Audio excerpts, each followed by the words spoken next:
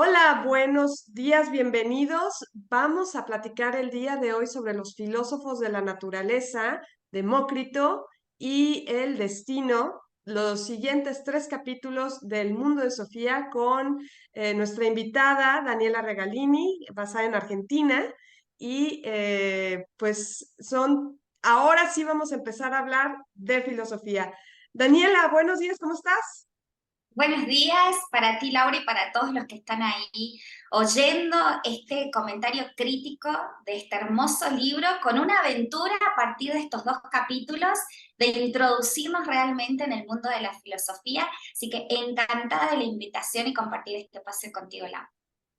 Muchísimas gracias, Daniela. ¿Y cómo empezamos? O sea, ¿cómo resumimos estos capítulos? Ay, y a mí me gustaría traer esta invitación, ¿no? En resumen, vernos como la Sofía misma que describe Justin Darwin. Creo que es lo más lindo que nos puede pasar, es la sensación que tuve al leer estos dos capítulos, y es justo acá el límite entre lo que no sabemos que era la filosofía a adentrarnos en los pensamientos de los primeros filósofos. O sea, la historia, la base sólida de la filosofía. Y seguimos con esa cotidianidad de Sofía, entre que recibe en sus sobres amarillos toda la parte teórica de este taller de filosofía, de este curso de filosofía. Por otro lado, Sofía sigue recibiendo adjunto a ellos sobrecitos blancos con preguntas cortas que son las que despiertan en Sofía esa curiosidad, incertidumbre, esas ganas de seguir en el asombro y la curiosidad, obviamente, y también con una realidad de tener que esconderse, escabullirse a esos espacios solitarios de introspección, de reflexión, y también tener que a veces dar explicaciones a su mamá, a sus amigos. Y entonces ahí vamos, un caminito que se abre hacia varios lugares. Y se comienza con uno.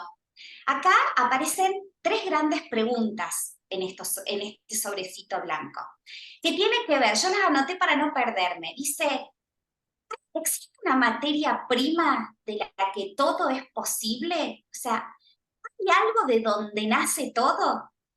¿El agua puede convertirse en otras cosas? ¿Puede la tierra y el agua convertirse en una rana? Claro, Sofía dice estas preguntas tan chifladas, pero algo se mueve en ella.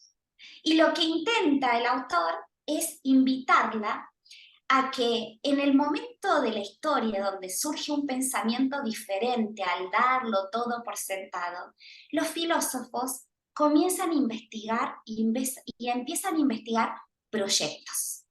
Y que es importante adentrarnos en los proyectos de los grandes filósofos, porque en definitiva nos va a dar una idea de qué pensaban, cómo pensaban, pero no tanto las respuestas que llegaban, porque a través de la historia fue evolucionando diferentes las ópticas de acuerdo al pensador, sino más bien cómo se intervenían para conocer más allá de lo que los ojos ven, desde lo que los sentidos por ahí aportan.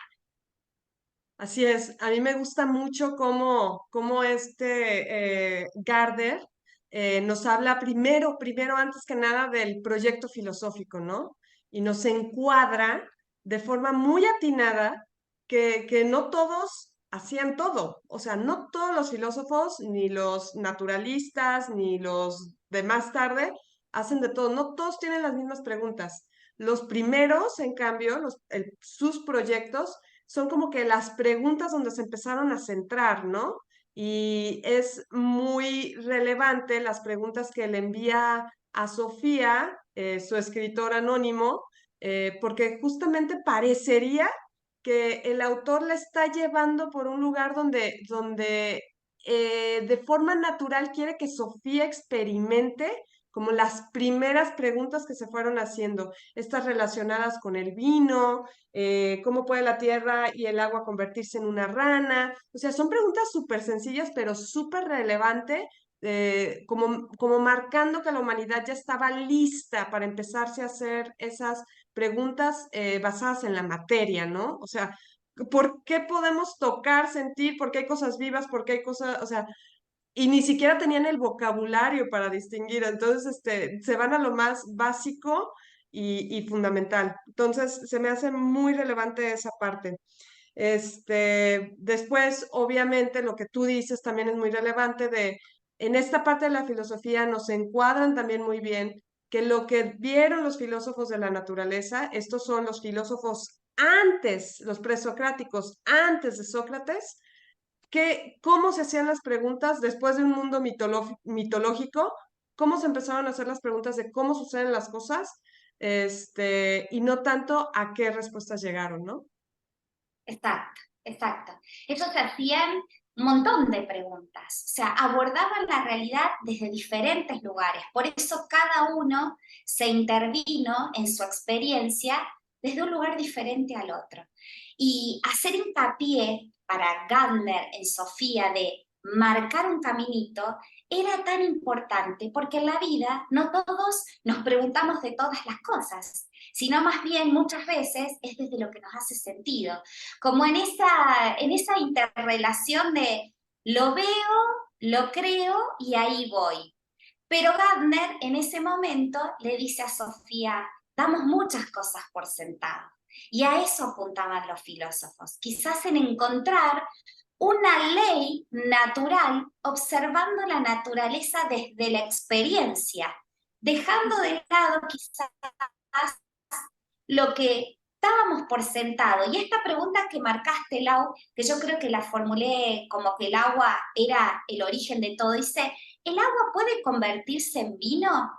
Y Sofía en ese momento se va a lo que en el instituto le han explicado y quizás lo relaciona con su parte religiosa y lo Ujú. da como por entendido de que era un milagro. Ahora, ¿qué pasaría si se comienza a preguntar desde lo posible? Entonces ahí empieza a reavivarse en Sofía esa llama de ¿qué sucedería si empiezo a ver desde otro lugar, a preguntarme con otra intención, a observar la realidad desde otro lugar? Y mira hacia el jardín y dice, claro, yo le he dado explicación a lo que veo o a lo que tengo alrededor desde la enseñanza impartida. Ahora, si yo apretara el botón de olvidarme por un ratito de eso, ¿qué explicación surgiría a esto que veo? Y para eso tendría que hacerme y formularme una nueva pregunta. Así es. O sea, si tuviera que partir de cero, cero, cero, ¿qué sería lo primero que me preguntaría, no? Así es, así es. Y es difícil.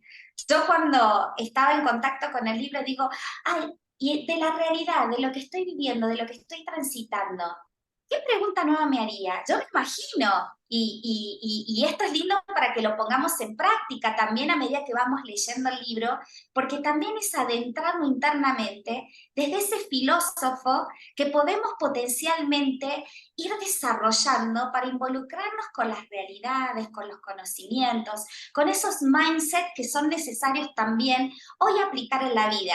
Porque recordemos que los primeros filósofos, como bien los dijiste, presocráticos, antes de Sócrates, inclusive a todos estos análisis y formulaciones que han llegado, no tenemos algo tangible propio de ellos, escrito por ellos, sino más bien Aristóteles es el que rescata muchos de estos conocimientos y los ha trasladado al día de hoy. Así que imagínate que ellos no han tenido conocimiento, se han O sea, manejado con la realidad de una manera eso diferente a la que nos relacionamos nosotros. sí, perdón por interrumpirte, pero se me hace que esto es clave, esto que estás diciendo es clave. O sea, ellos no escribían porque ni siquiera tenían esa visión de empezar a escribirlo. Creo que uno de ellos sí escribió, pero los demás no. Entonces, ¿cómo fue que, o sea, empezaron a investigar, empezaron a hacer sus formulaciones con lo que tenían que eran sus sentidos, porque no tenían ni microscopios, ni nada, nada, nada, pero no registraban. Entonces, esa falta de registro hizo que todavía durante 200 años, antes de llegar a Aristóteles, a Platón, que son de los que tenemos así como mejores y ni siquiera completos, mejores registros, pues se siguió pasando de boca en boca, se siguió pasando de boca en boca. Así es. Y hoy hasta tenemos un análisis y relato de filósofos que han accedido a esos contenidos con la ayuda de todo el avance científico que hay en el 2000, estamos grabando en el 2023. Así que imagínate el recurso magnífico que tenemos entre las manos hoy al analizar también este mundo de Sofía. Claro, Y bueno, claro. continúa el libro, Lau. ¿Hay algo que haya quedado en esta etapa o avanzamos? No, no, avanzamos. Hay que hablar de Mileto. Creo que la región casi, casi es más importante que los quienes. Claro, claro, pero aparecen acá que el autor los trae, los tres filósofos de Mileto, ¿no? ¿Mm? Y habla de Tales. Tales trae, así como una imagen del agua como origen de todas las cosas. Se Ujú. dice, ¿qué sucede cuando el Nilo retira sus aguas y el delta comienza a secarse y brota la vida? ¿Qué sucede? Que el agua se convierte en hielo, el hielo se evapora y vuelve a surgir el agua. Entonces, creo que para Tales tenía esa especie de combinación. El agua es súper poderosa, es la materia prima que origina todo lo que hoy ven mis sentidos o con los que tomo yo contacto en la vida, y a su vez le da un toquecito de biodicidad. ¿Por qué? Porque dice, en el agua también están las bacterias, hay gusanos, hay insectos, pero empieza como a despegarse de lo mitológico, porque ya no Sí, dice, acá existen los gusanos, las arañas, las flores, porque hay alguien que dice que el agua es lo que te va a dar sentido a la vida. No, ya empieza a haber una relación de causa-efecto y empieza exacto. a sembrar incertidumbre, por eso se mete de lleno ahí. Y también empieza a ver de que, ¿cómo fue esto? ¿Por qué esto existe? ¿Cómo es posible que esto existe? ¿No? Exacto. Martina, Ujú. Así es, así es. Ese fue así como del primero que tenemos registro, ¿no? Que no fue solo lo único que hizo, o sea, él también calculaba que hasta donde sé, el mundo ya estaba como que suficientemente maduro en varias partes, donde había mucho comercio, como fue Mileto, intercambio de ideas. Ya estaban pasando cosas similares. Él, por ejemplo, calculó tales la altura de una pirámide por la sombra que proyectaba en el piso, ¿no? exacto, Entonces, ya empezaban a ver cosas de matemáticas, no solamente, preguntas de lo que estaban pasando más cosas. No era lo único y no fue el primero, pero creo que la importancia de Tales, ay, perdón, Anaximandro, Anaxímenes, que son los tres de Mileto, es justo esta posición en Mileto donde Tales habla de que todo es agua, Anaximandro habla de lo indefinido, de esta idea de lo indefinido, y Anaxímenes, muy similar a Tales, decía que todo surgía del aire o de la niebla. Y del aire era, o sea, la idea es que el aire se convertía en agua o que era agua como evaporada, pero todo era al principio era aire. Entonces, y ahí se van alimentando los tres, ¿no? exacto. Pero se deja ver entre estos tres filósofos la conclusión de que nada puede surgir de la nada. Entonces, Exacto. había algo ahí que movilizó. Y mirá lo curioso del pensamiento que involucra a estos tres. Ya empiezan a relacionarse con la realidad desde una manera de pensar, en asociar, en comparar, porque Tales, cuando vos decís que mide la pirámide, hace la medición justo cuando la sombra que da en el piso mide lo mismo que mide él. Entonces, empiezan a involucrarse con la realidad. Ya no, es como que, ay, dejo la vida pasar, me compro la historia de que las cosas son así, y porque hay Sí. alguien más grande en su voluntad de operar entre el bien y el mal que hace que las cosas sean posibles. ¿No te da esa sensación? Sí, totalmente, totalmente. Ya empiezan, no, no creo que haya sido de un día para otro, pero ya No, empezaban a ver como que estos factores de decir, oye, no, espérate, si esto pasa, o sea, si esto puede ser una causa, el efecto va a ser eso, y empezar a relacionar esas ideas. O sea, si esto sucede, sucede esto. ¿Y qué causó esto? No, pues te vas para atrás. O sea, ya había esa forma de decir, no, espérate, hay un mundo físico que está gobernando, ¿no? claro. Y al introducir la causa de que dado A es B y que ellos querían analizar la constante, Ujú. algo que pudiera explicar, aparece la teoría del cambio, ¿no? Sí, sí, sí, sí. Eso nos lleva a Heráclito. Sí, Heráclito fue uno. Ajá, no sé si ibas para allá, perdón. Parménides, ahí viene Parménides, Ahí viene Parménides. Ajá. ¿no? Que Parménides, ¿qué dice? Todo es eterno, dice en un momento. Pero claro, empieza a relacionarse con que hay cosas que son eternas, porque sí, las ve mis ojos, pero ¿será así la realidad? Es como que su sentir le estaba dando esa sensación de que, no, pero si el agua es agua y es eterna, ¿cómo puede ser que el agua sea creadora de vida? Empieza a preguntarse. Entonces, ¿qué pasa? Empieza a dudar de lo eterno y trae una distinción en la que empieza a confrontar el sentido. Mi razón tiene que creer lo que veo, pero yo siento que puede ser diferente. Pero en esa conjunción, y que la ve totalmente antagónica, dice, no, no, no, no, a los sentidos no le vamos a dar trascendencia, vamos a irnos por la razón. Lo Exacto. veo, lo creo. Si no lo veo, no lo creo. Y fue totalmente tajante. Se Pero despegó de la sensación. sí, creo que incluso dice que aunque lo vea, no necesariamente lo tengo que creer. Ah, yo Entonces, me quedé, claro, yo me quedé con racionalismo, me dio esa sí, sí, sensación. sí, sí. Parménides fue racionalista, o sea, lo veo, lo creo, y si mis sentidos como que me dan el toquecito de que lo dudas, no, no dudes, porque como que había que cotejarlo, ¿no? ¿No te da esa sensación que Parménides fue totalmente racionalista? Ah, sí, o sea, él se casó con el racionalismo. En el momento que tuvo que elegir, ¿con qué me quedo? ¿Con lo que me dicen mis sentidos o con lo que me dice la razón? Dijo, los sentidos no, y me quedo con la razón. Entonces, con eso me quedo yo. Entonces, ¿qué pasa? Cuando los sentidos es con lo que puedes tocar, o sea, los primeros, a ver, esto está bueno, los primeros instrumentos científicos de medición en el mundo son tus sentidos. O sea, son tus ojos, son tu boca, sí, pues sí, tu boca, tus sentidos, lo que oyes, lo que ves, lo que tocas.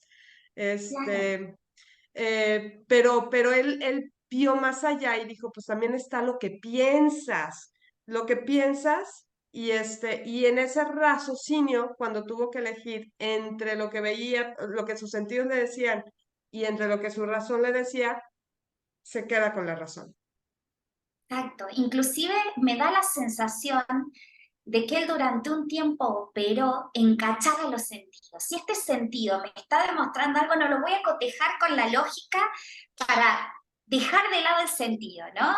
Como Sí, que, claro, esos anteojos con los cuales veíamos la realidad, había que cacharlo en qué era la desvirtuación, porque la lógica nos iba a terminar dando la verdad, la realidad, lo que realmente para él en ese momento iba a ser lo absoluto, ¿no?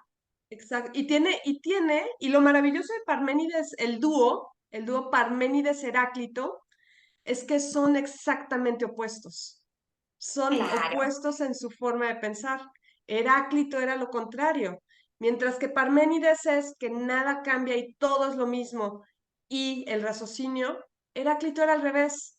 Heráclito es todo fluye, no puedes poner el pie dos veces en el mismo río porque primero, pues la segunda vez ya no es la primera vez. Y el agua no es el mismo, está cambiando y está fluyendo, ¿no? Y los sentidos son de fiar. Eso decía Heráclito. A él decía exactamente lo opuesto. Lo que veo, oigo, pruebo, huelo, eso es lo que es. Volver a leer estos capítulos 2, 3, 4 veces, no vamos a llegar a la misma conclusión. Y quizás vamos a evolucionar, vamos a entrar en contrastes, lo que en un momento nos parecía quizás clarificado, en otro momento quizás lo vamos a interrogar, vamos a curiosear más. Y en esto de que todo fluye, nada es Ujú. permanente. O No es quizás lo permanente. permanente no lo estamos viendo. Y en ese fluir, él trae la invitación a que conectemos con los opuestos. Porque en este vivir conectamos con lo maravilloso de vivir porque pensamos quizás en la muerte. Estamos sanos porque en algún momento de la vida aparece la enfermedad. Vemos lo lindo porque podemos conectar con lo feo. Es como que si en ese fluir podemos tener acceso a todo.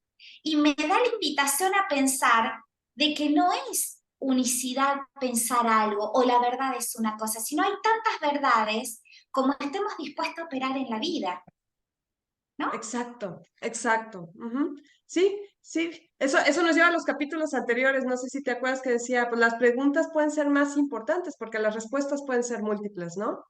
Exacto, exacto. Algo que me gusta traer de Heráclito dice, la mayoría vive su propia razón. Cada uno vive de acuerdo al sistema de aprendizaje por el cual aborda la realidad. Cada uno interviene en la realidad de acuerdo a la intención en la que está teniendo. Por eso cada uno de estos filósofos tuvo sus proyectos específicos. Hasta acá vemos que son filósofos de la naturaleza porque ellos en ese momento el acceso, como vos decís, o el acceso más cercano que tenían, porque no tenían los instrumentos científicos que hoy tenemos, sino que era el contacto más cercano. Entonces abordaron el conocimiento para ir más allá a través de su logos, de su razón Ujú. involucrada en lo que veían. ¿Y qué es lo que veían? Esos cambios de la lluvia, la sequía, por qué nacía una flor, por qué se generaba vida, por qué yo estaba acá, sin darlo por sentado, sino más bien desde ir un poco más profundo, ver Exacto. para qué sucedía lo que sucedía y por qué sucedía lo que sucedía. Y qué bueno que traes lo de logos, ¿no? O sea, lo de logos ya empieza a formarse como una idea. Ese fue Heráclito, ¿verdad?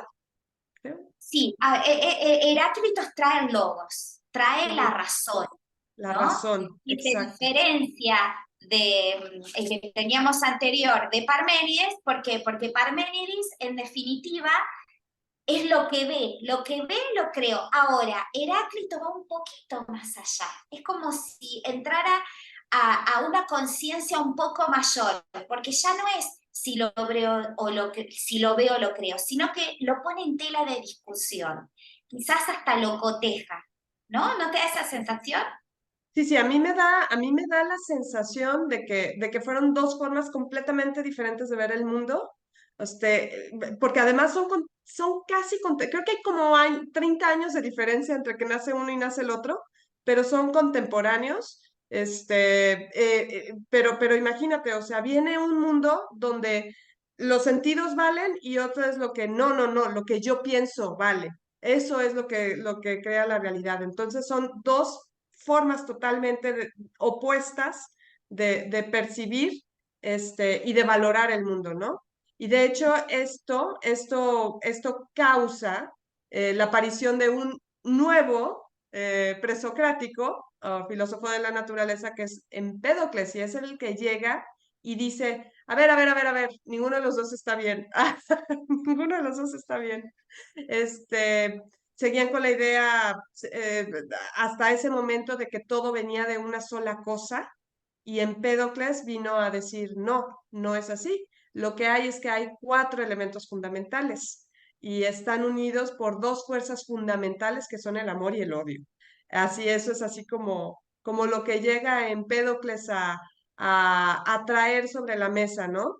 Y que hizo mucho sentido en su época, porque decían, de una sola cosa no pueden seguir saliendo la misma cosa en diferentes variaciones y permutaciones eternas, ¿no? Dice, no, pues tiene que salir de cuatro cosas fundamentales y él determinó que era fuego, tierra, agua y aire. Y me encanta porque son tan clásicos que todavía tenemos como que mucha simbología alrededor del mundo donde escogen estos cuatro elementos como clave, ¿no? Ujú. Todo cambia, todo se mezcla y se vuelve a separar para quizás en esa separación algunas cosas formen otras. Y le trae el ejemplo a Sofía, por eso es muy lindo este libro para abordar estos pensamientos que muchas veces en algunos libros se pone tedioso y difícil de continuar una lectura, quizás compenetrado y en concentración. Le trae el ejemplo de un pintor. ¿Qué sucedería si un pintor se encuentra con dos colores, el blanco y el negro? Quizás el monocromado, quizás no le surge ese entusiasmo o esa motivación. Ahora, ¿qué sucedería si un pintor se encuentra en una paleta de colores con los colores primarios y empieza a combinarlos, a utilizarlos de vez en cuando, utilizar la gama de colores?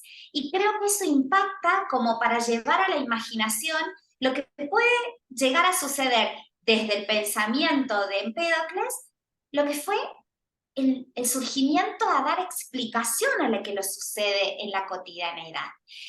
Yo creo que, como parece también el ejemplo este que le dice, ¿qué sucedería si solo en una receta de cocina tenemos harina? No Uf, podrían sucederse ni panes, ni galletas, ni tortas. Tendríamos solo harina. Ahora, cuando empieza a surgir la combinación de estos cuatro elementos raíces a los que llamo agua, aire, fuego y tierra, en esa combinación surge lo absoluto, surge exacto. lo que vemos, a Ujú. nosotros mismos, porque dice, algo que tienes tú, también lo tiene el otro, y viceversa, todo lo que se genera en la vida.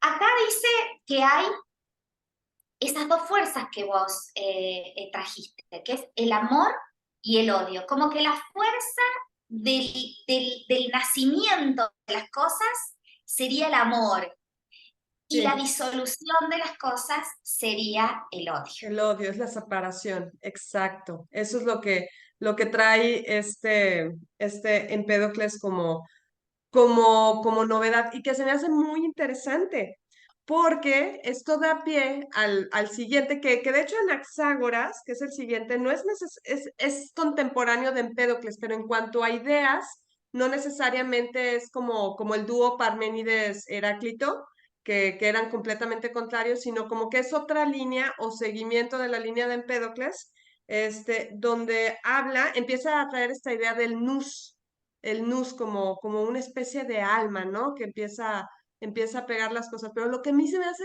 súper interesante de Anaxágoras es que dice que una cosita, un pedacito minúsculo de una sola cosa trae toda la información completa de la cosa misma, ¿no?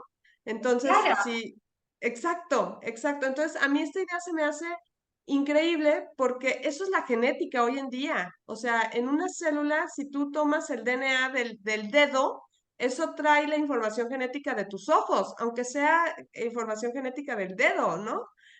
Obviamente él no lo describe así, pero a mí se me hizo que llama mucho la atención que él haya pensado en algo de esta naturaleza. él ahí lo compara con un holograma.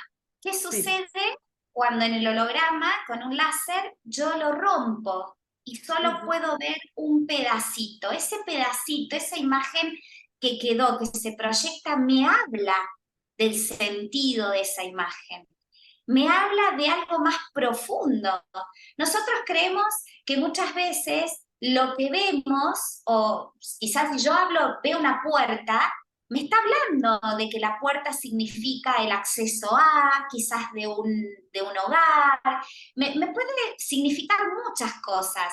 Y creo que a eso apuntaba Anaxágora, que es muchas de estas piezas que no tenemos en consideración forman parte de un todo mucho más grande que le da sentido, porque nosotros no somos el pelo que vemos superficial, sino que el pelo se caracteriza por tener quizás una partícula que hace que podamos ver pelo en todas partes, ¿no? Algo así. Mm, Y también creo que acá aparecen dos grandes relaciones.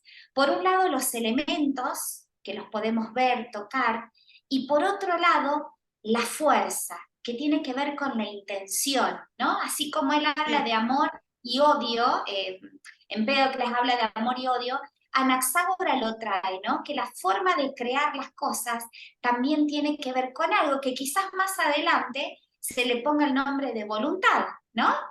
Ujú, ujú. Exacto, exacto. Aquí por el momento le pusieron mus. Nous. Exacto. No, Sería nous. como nose, nose, algo así. Es como, me suena a nariz en inglés. Sí, sí, sí, ¿verdad? Sí, Sí. sí. Creo que tiene que ver con esto, ¿no? ¿Será la parte de espíritu, la parte de qué? ¿Qué empieza a rondar ahí, Lau? Pues mira, a mí lo que se me hace curioso es que no fue sino hasta Empédocles que empezaron a hablar como de estos, empieza, o sea, estos fuerzas, no sé si metafísicas, de alguna forma, pero a mí me suena, y esta ya es como opinión, como la fuerza de gravedad. O sea, fuerzas que sí están en el universo de alguna forma, que no puedes ver, que no puedes tocar, pero que mantienen todo unido. A mí a eso me suena, o sea, como una fuerza fundamental que une, que mantiene pegado, que a mí me suena como a los primeros indicios de eso.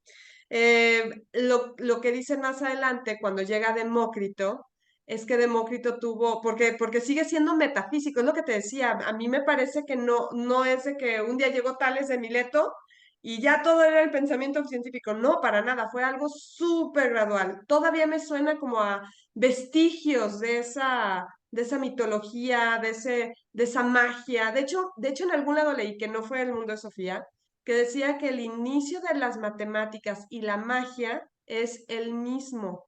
Así como la astronomía y la astrología, la magia y las matemáticas tienen el mismo origen. Entonces, a mí me suena a que la gravedad y este sentimiento de amor y del nus y del alma y de las fuerzas que mantienen pegado, tienen también como el mismo origen, ¿no? Claro. Y se empieza como a consolidar de que existe una fuerza mayor que le pone orden a las cosas, Exacto. despegándose de eso mítico, de la parte de una explicación quizás de dioses, de religión, no porque no estuviera mal, no porque estuviera mal, perdón, sino porque, como vos decís, empiezan a formar parte de relacionarse desde la parte cognitiva con la Ujú. realidad. A mí en esta parte del libro me llamó mucho la atención cuando el filósofo hace una pausa en Sofía y le dice, mira Sofía, no te preocupes, quizás no estés entendiendo todo lo que se va transcurriendo a través de todos estos cambios de pensamientos filosóficos en estos personajes.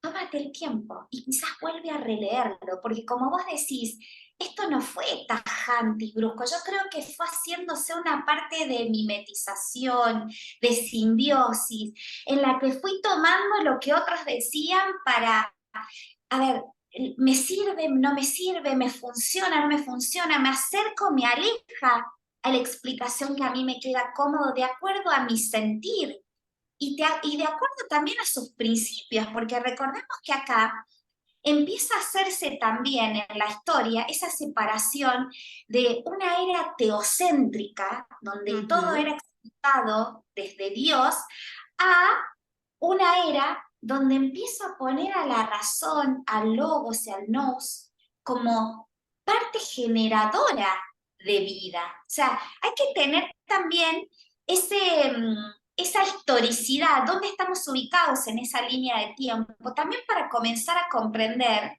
los avances que se han dado también en la filosofía y en la ciencia en el día de hoy. Sí, sí, es que la filosofía es bien curioso. La filosofía se supone que es la madre, es como antes de física era filosofía, antes de biología era filosofía, antes de, antes de psicología era filosofía. Wow. Cuando hablamos de Tales, que fue el arranque de los filósofos de Mileto, que fue el que midió las pirámides y todo, él pudo predecir un eclipse no Imagínate. sé si era solar o lunar, y ya en ese momento él estaba conversando de que podía haber vida quizás en otros planetas. Entonces, Ujú. ellos empezaron a relacionarse con una inteligencia, con una cognición, sin tener las herramientas que tenemos hoy y lo sofisticado del avance de la ciencia que tenemos hoy. Entonces, hay que ver qué profundidad abordaron, qué nació en ellos para poder relacionarse y conectar de esta manera para que hoy, con todos los avances que tenemos, aún esos conocimientos y esos descubrimientos están vigentes en el área de la medicina, en el área de las ciencias, porque fue la madre de todas las ciencias. Qué maravilloso, ¿no? Qué maravilloso, increíble. Y eso nos lleva como que al presocrático, bueno, para mí uno de los más famosos, ¿no? Yo estudié ingeniería química y en ingeniería química no se menciona Tales de Mileto, pero sí se menciona Demócrito. Demócrito es el de la teoría del átomo, donde finalmente todo llega, empiezas a partir la materia y la partes y la partes y la partes y la partes hasta que ya no la puedes partir más. Y cuando no la puedes partir más, es un átomo. Claro, va como a meterse en algo que quizás es indivisible, ¿no? Que después, Sí, bueno, hoy la ciencia sabemos que al átomo le da otros elementos o lo asocia con otros elementos, pero en esa época, ¿qué dijo? El átomo y le trae a Sofía un juego. Y le dice, hay una sí es pregunta, cierto. Ujú. como, ¿por qué el Lego es el juego más fascinante de todos los juegos? Claro, le siembra la semillita a Sofía. Sofía va a su placar, saca una bolsa, ella hacía muchos años que no se ponía a jugar, que no se ponía a interactuar con la realidad desde el sentirse niña. Dice, otra de las cosas que se trae en este momento, ¿por qué a medida que vamos creciendo dejamos de conectar con ese ser niño que tenemos, que en definitiva nos hace descubrir potencialidades en la vida? Entonces Sofía va al armario, saca de su bolsa el Lego, ve que las piezas aún están intactas, que Ujú. quizás con el paso de los años hasta no han perdido su brillo, su durabilidad, y empieza a verlas y dice, ¿qué sucede que con una misma pieza yo puedo encastrar y formar otras cosas? Puedo armar una casa de princesas, puedo armar un automóvil y volverlos a desarmar para volver a formar otras cosas. Empieza a involucrarse con el juego de Lego, ya no jugando a quiero armar un castillo, sino viendo lo que resultaba poniendo su razón en el medio del juego. Con decirte que en ese momento cae su mamá y le dice, Sofía, qué lindo verte jugar, hacía tanto que no jugabas como niña. Y Sofía le dice, estoy en un análisis filosófico. Su mamá, Ya crees. obviamente, se le deben haber pasado, lo trae a colación en el libro, se le debe haber pasado el sombrero de, ¿cómo es? El sombrero de copas por su cabeza, se hizo hacia atrás y se retiró. Creo que la invitación acá de Justin es qué sucede cuando conectamos con las cosas desde otro lugar, desde el jugar, desde el asombro, desde la curiosidad, pero también poniendo el raciocinio y viendo que hay algo que es inmutable también. A pesar de los años, a pesar de lo que nosotros querramos hacer con las cosas, hay algo que permanece, valga la redundancia, permanente. Así Y es, es. habla del átomo, ¿no? el átomo, y compara los átomos. Bueno, los átomos en la realidad, pues sí, hay átomos de todos los elementos, que del hidrógeno y del boro y de la plata y azufre, bueno, todos los elementos hay átomos. Y es increíble cómo Demócrito hizo la teoría de que, y si estamos hablando del átomo del alma, tiene una forma, y si estamos hablando del átomo de otra cosa, tiene otra forma. Unos son triangulitos, y otros son picuditos, y otros son suavecitos, y otro. Es increíble que haya podido llegar porque aunque no le da en el clavo realmente a cómo es, no está tan alejado y solo tenía su raciocinio, sus ojos y sus sentidos, y eso fue lo que lo llevó a esa conclusión. Increíble. Y la analogía con los Legos sin duda es muy acertado, porque los Legos, pues están los cuadraditos, están las bolitas, están los chiquitos, están los grandotes, están los rojos, están los amarillos, entonces igual, ¿no? Como todos son unidades que armados nos dan ya la sensación pues de un proyecto, ¿no? Y cada partecita cumple su función. No, Eterno, no todo, perdón, iba a decir, perdón, no todo se puede hacer no todos los mismos proyectos se pueden hacer si solamente tuvieras cuadritos verdes de Lego. No todo se puede hacer, necesitas diferentes formas y diferentes colores. dice, eternos, fijos y macizos, pero sirven para poder operar en diferentes espacios, en diferentes lugares y para diferentes formas. Él hablaba del alma, y recién trajiste a colación que son diferentes los átomos, y él dijo que el alma tenía que ver como con unos átomos redonditos. Sí, suavecitos. Me los imagino suavecitos. Exacto. Y lo eterno del alma, que quizás cuando uno muere y al morir el cerebro, ahí perdemos toda la parte cognitiva, pero el alma continúa vida porque es eterna y vuelve a reencarnarse en otro ser que está en construcción. Ah, yo había entendido. Y me pregunto qué sucede. Sí, Sí, perdona. te iba a decir, yo entendí que al contrario, que en cuanto nos moríamos, los átomos del alma como que se disociaban y desaparecíamos. Yo entendí Ah, eso. Habrá que yo revisarlo. sí, vamos a chequearlo. Inclusive yo dije, ¿habrá querido relacionarse con el tema de la reencarnación? Y mira lo que apuntaba cuando te decía eso, porque cuando yo ingresé a estudiar Derecho, en Introducción al Derecho, que vimos la parte también de Introducción a la Filosofía, se discutía mucho en la ágora, ¿no? En las ciudades de las plazas se discutía mucho de las cuestiones filosóficas, pero no se hablaba mucho de la parte espiritual. Y me preguntaba, quizás fue en este momento donde empezaron a conectarse con esa parte espiritual que es tan fundamental para que después se desarrollara esa especie de conexión mente y alma para lograr salud. Esa era una de los cuestionamientos que me hice cuando leí esta parte del libro. Digo, Ujú. ¿será que quisieron traer como esa pizquita de la reencarnación?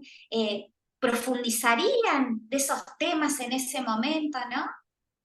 Uy, sí, yo me imagino el chorro de historias que deben de haber traído yo me imagino que sí, nada más estaban en un momento donde ya estaban viendo, bueno, ¿y si pasa, cómo pasa? ¿Y si pasa, cómo pasa? Inclusive, inclusive Lau, mira vos, yo digo, Sofía sigue cubriendo estos espacios. Sigue cubriendo estos espacios en que la mamá pueda cacharla en que está haciendo un curso de filosofía.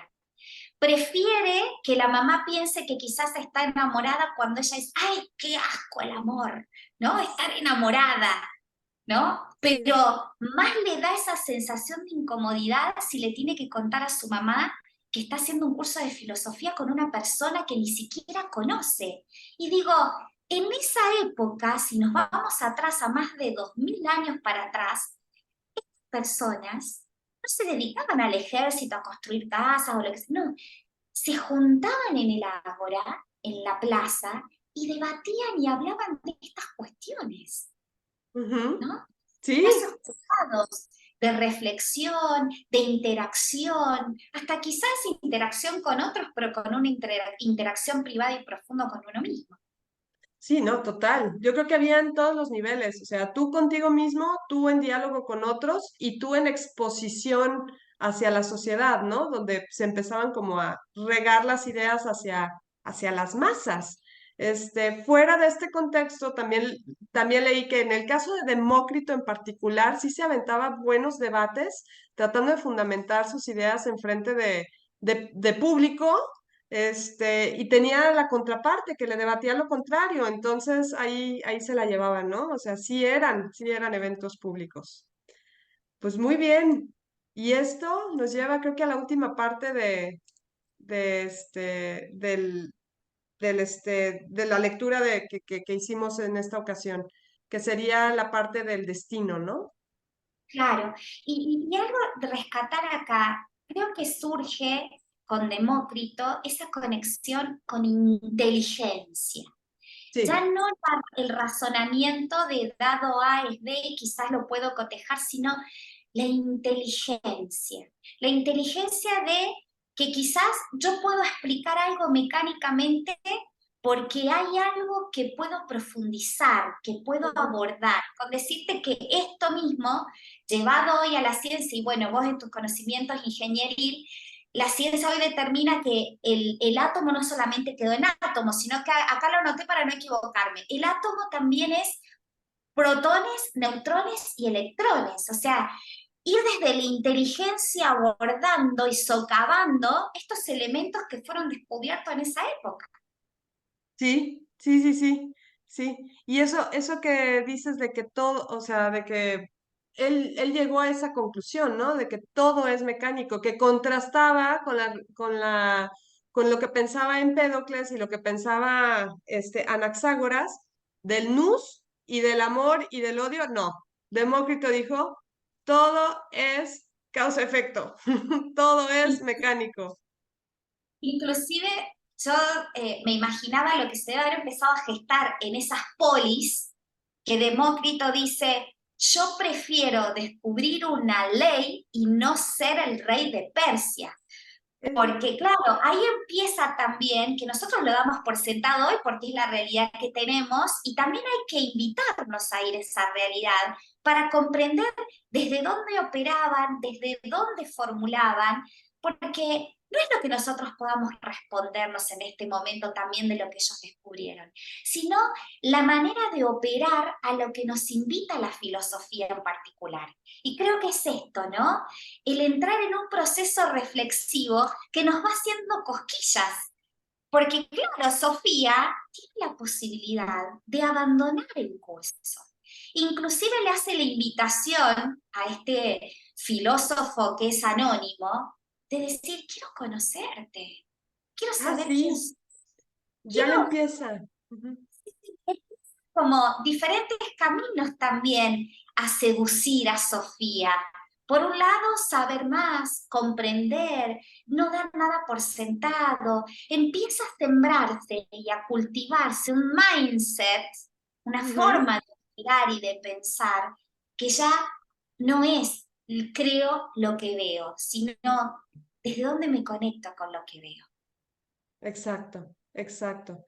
Sí, es una excelente forma donde está evolucionando la misma Sofía, ¿no? Quiere hablar con el autor anónimo, quiere que se haga presente, lo invita a su casa, le dice, mi mamá no está en este horario, si quieres venir, que a mí me daría mucho miedo, pero ella no sabe si es hombre, si es mujer, qué edad tiene, no sabe nada. Entonces, pero lo invita.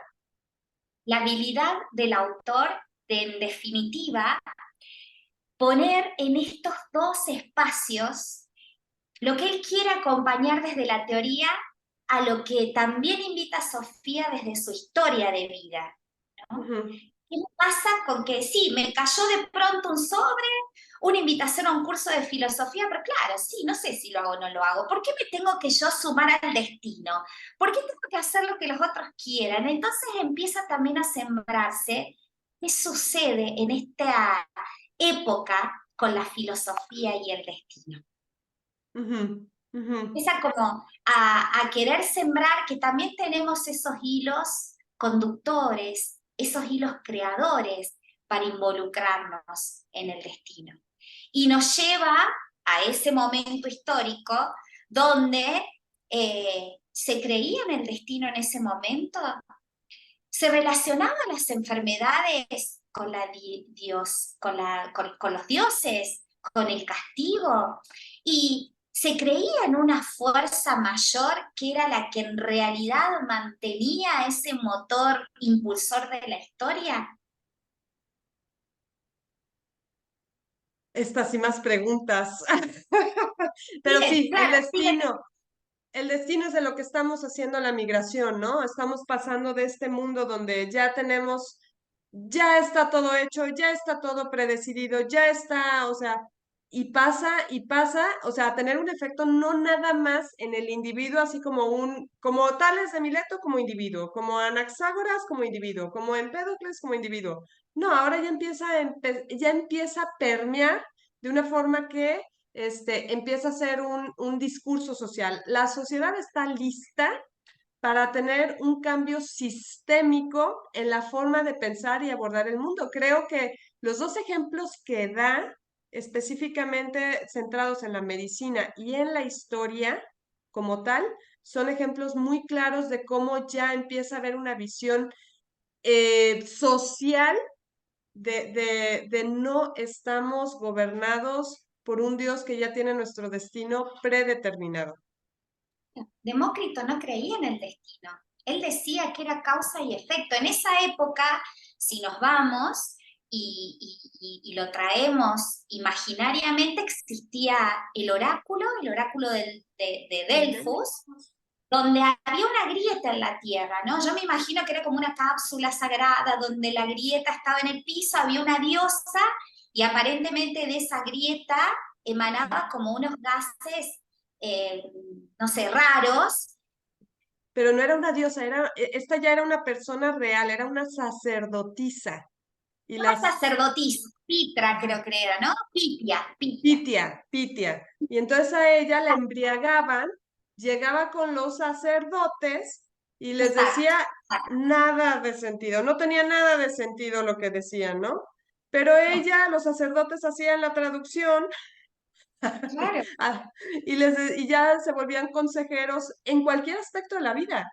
Decían, no, pues los claro. dioses están diciendo a través de Pitia que vayas a la guerra o que no vayas a la guerra o que gobiernes. Imagínate, ahí teníamos el destino del mundo, ahí estaba. Demócrito dice, las respuestas eran ambiguas. Lo que traía la sacerdotisa era ambigua y se interpretaban desde cabezas que orientaban a qué hacer.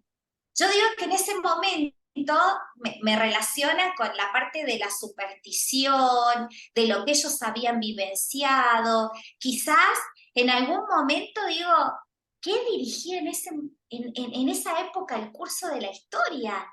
Es como que se dejaban llevar. Y ahí es cuando Demócrito dice, pero si existe el libre albedrío y yo puedo ir a preguntarle a Delfos, ¿por qué dejo mi destino, mi futuro, en manos de otros? Exacto, Quizás, exacto. quizás ahí yo creo que empieza a surgir esa conexión de ya no tengo que pensar que las estrellas dirigen mi destino, que un Dios ya me creó para vivir lo que tengo que vivir. Y no hablo Dios desde la religión, ¿no? Ellos, a un Dios como algo supremo a ellos, como que excedían sus fuerzas terrenales, ¿no? La cedían a las fuerzas terrenales, perdón. Había algo más grande que ellos que decidían lo que tenían que hacer. Y ahí Sofía también conecta con el libre albedrío. Y es que le hace esa invitación de la cual traías recién, de que quiere conocer al filósofo, pero el filósofo se sigue manteniendo como en ese costadito que dice, no, Sofía, yo voy a decidir cuándo nos vamos a conocer, cómo va a ser. Entonces, Sofía, claro, yo me pongo en mis ojos de 14 años y decir, ay, pero Sofía no se enojó. Sofía continúa e inclusive se sigue preguntando, ¿quién es este filósofo? ¿por qué me interesan tanto las ranas verdes? ¿Por qué me siguen cayendo las cartas a mí? ¿No? Pero a mí traigo esto, ¿por qué? Porque ya Sofía empieza a desconectarse, quizás, hasta de preguntarle a un horóscopo de qué es lo que le va a suceder en el día, de Mm, qué es lo que le va a suceder en la vida. Porque él dice, muchos de mis amigos consultan el horóscopo. sí. Entonces, bueno, ahí se empiezan a abrir otros espacios. Claro, claro, claro. Hablan no, es el que lo hacen mucho en Noruega, con las tazas de café y los residuos que quedan en el fondo, hablaban de ese, sí es cierto, y que sus amigos lo hacían, pero ella ya estaba como que relacionándose más desde un lugar de causa-efecto y viendo que la superstición es un lugar muy fácil donde se puede caer, ¿no? Y que también en ese momento de la historia, o sea, nos vamos de nuevo a la filosofía, se relacionaba mucho lo que te sucedía desde un castigo, que si te enfermabas era un castigo, que si no tenías lo que tenías era porque también no te lo merecías. Repito, todo quedaba como cedido a alguien mayor y absoluto que no estaba en el plano terrenal. Es como si me da la sensación de que en esa época se entraba a mezclar, ya para él, de que no, paremos. Puede existir algo mayor, pero quizás no tiene que ver con que maneje nuestro destino. Quizás hay algo mayor desde una conciencia absoluta, de una sabiduría, de una inteligencia, pero el poder de ir creando nuestra propia historia está en nosotros. Así es, así es.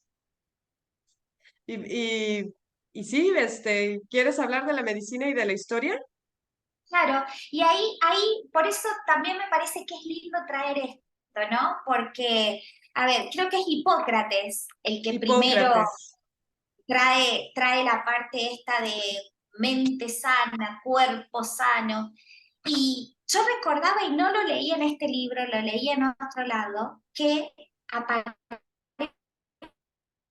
empiezan a conectar con la salud, porque en estos espacios del ágora, en las plazas donde se debatía de la polis, donde se debatían un montón de cuestiones también personales, las personas empezaban a sanar, y empezaban a sanar poniendo en palabras lo que les Ujú. estaba pasando y también entrando en interacción con los otros desde lo que sentían. Entonces, quizás acá empieza a hacerse una ruptura de lo que estoy transitando es porque alguien lo deseó para mí, sino más bien lo que estoy transitando, ya sea en la parte de salud o en la parte, digamos, social o material, era porque había una causa que me traía hasta acá. ¿No te Claro. da de pensar Ujú. así? Sí, sí, sí, o sea, pues Hipócrates se fue como que a la cuestión más fácil. ¿Quieres estar bien? Come poco, duerme bien, o sea, vete a las cosas sanas y vas a estar en general sano. Los dioses no te van a curar y todo. Y fue como que el padre de la medicina, ¿no?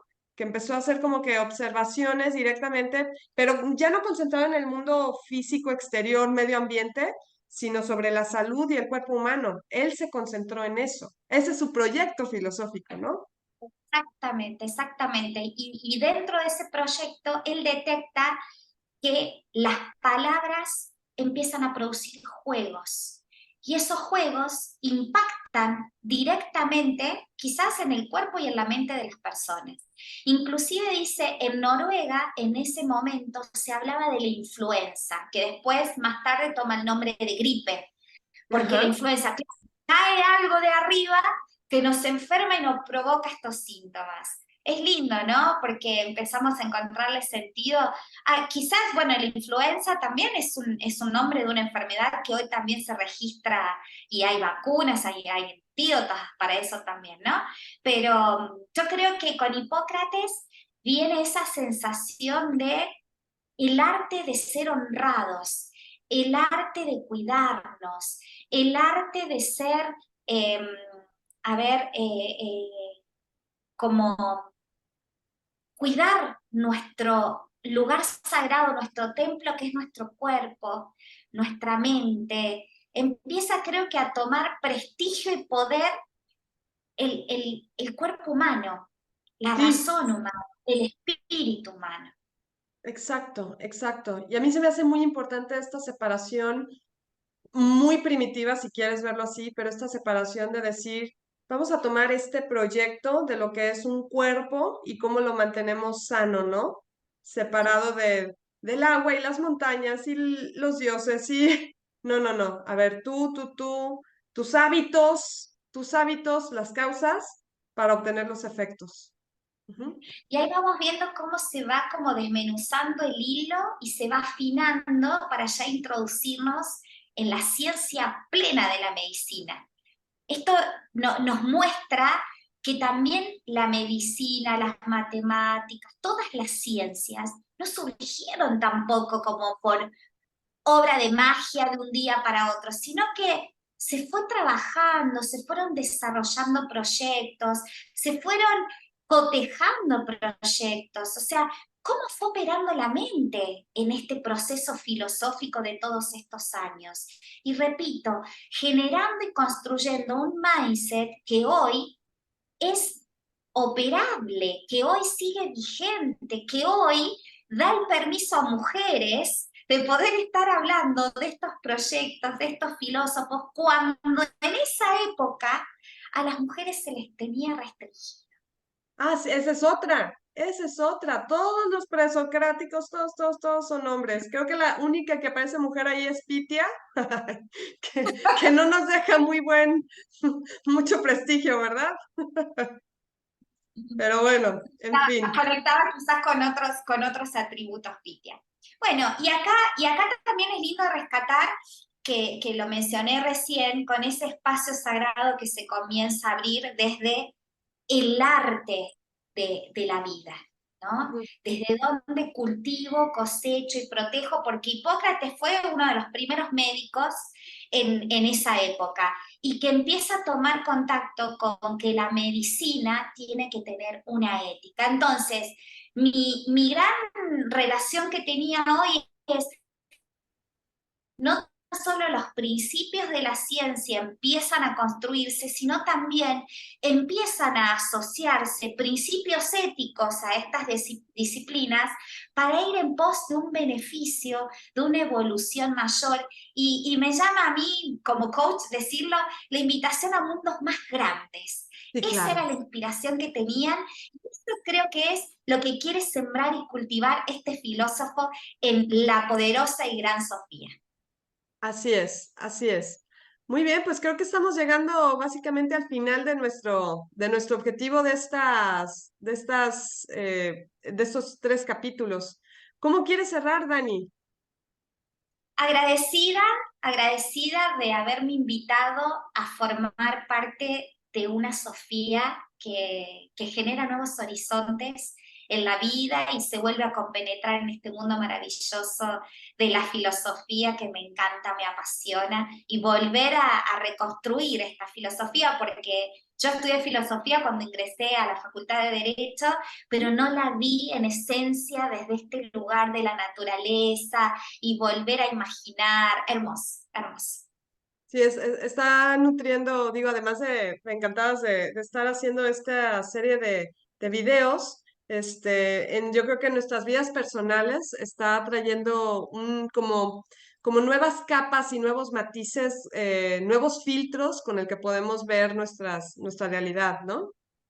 Sí, es esa flexibilidad, esos aportes, ese Ujú. mindset que hace que podamos estar en apertura para generar nuevas etapas y nuevos compromisos en la vida.